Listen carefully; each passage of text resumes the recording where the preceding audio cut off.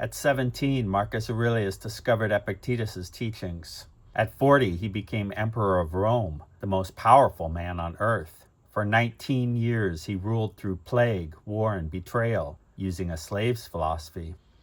The Epictetus arc has been building your capacity for inner sovereignty, freedom in spite of circumstances.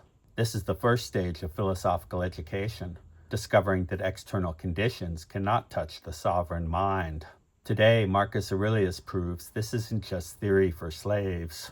The most powerful man in the world practiced these same disciplines and needed them more than anyone. Think about this paradox. Unlimited power, unlimited wealth, everyone telling you you're a god. Yet Marcus wrote in his private journal, "Be like the rocky headland on which the waves constantly break." Marcus commanded legions, ruled millions, held the power of life and death. Yet he disciplined himself with the philosophy forged in chains. Why? Remember episode 1's mental sovereignty? Epictetus the slave achieved internal freedom despite external bondage. Marcus the emperor maintained his freedom from vice and corruption despite unlimited power, constant flattery, and every temptation authority brings. Same principle, opposite challenges. Both required unwavering commitment to mental sovereignty, the freedom to choose virtue regardless of circumstance. That rocky headland metaphor? Be immovable. Let the endless pressure, the flattery, the crises, the temptations, crash over you like waves on rock. Don't fight it. Don't absorb it. Stand firm while chaos passes. That's what Epictetus taught from chains. That's what Marcus practiced from the throne. Marcus chose these constraints precisely because he had power. He'd seen what unlimited authority did to Nero, to Caligula. The rocky headland, that discipline forged in slavery, became his best defense against power's corruption. But did these daily practices hold when tested by real crisis?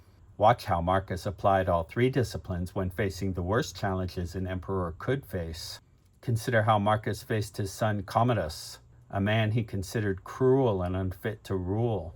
Marcus recognized that his son's character was not his to command, so Marcus detached from the outcome. He continued training Commodus in governance, philosophy, and duty, knowing full well the empire would likely suffer under his rule. Marcus couldn't change his son's character, but he could fulfill his own duty as father and emperor, preparing his heir while accepting the probable consequences. That's the dichotomy from episode 4, Live Daily. Control your actions, release the results. And when the Antonine plague killed millions, Marcus couldn't stop the spread. But he used Epictetus's three disciplines to take the action that was within his control. Discipline of desire. Accept the plague as reality, not wish it away. Discipline of action. Organize relief efforts, maintain civil order, lead from the front lines despite personal risk. Discipline of assent. Judge the crisis as an opportunity for virtue, not a catastrophe to flee from. Three disciplines working as one system, transforming helplessness into purposeful action. This is a slave's method serving an empire. 3 episodes testing one system.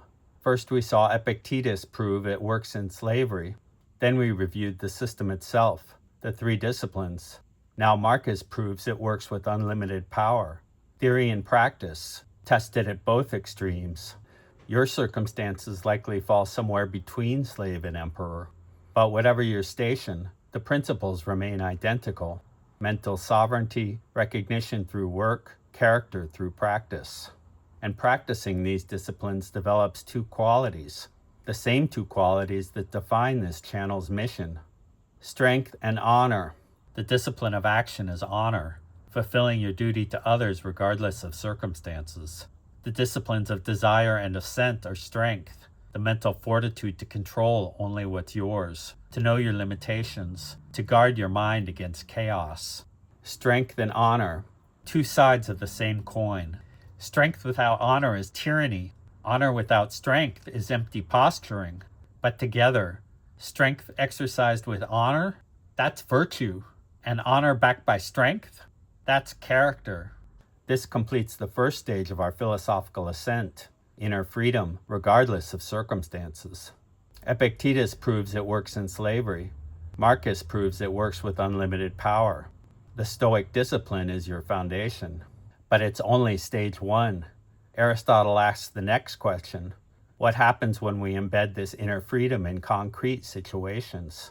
When virtue must calibrate to context, when the mean shifts with circumstances. Next, the Aristotelian arc, virtue as contextual excellence. The second stage of the ascent begins. But first, apply what you've learned. Choose one discipline. Practice it this week. Be the rocky headland when pressure crashes over you.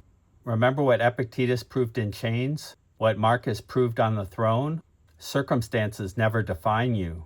Your character? It's always up to you. But notice what we haven't yet addressed. How do you know which action is right? Inner sovereignty is necessary, but not sufficient. The next arc teaches contextual calibration, the second stage of the ascent. Your character is always up to you. The question is, what character should you build? Aristotle has the answer.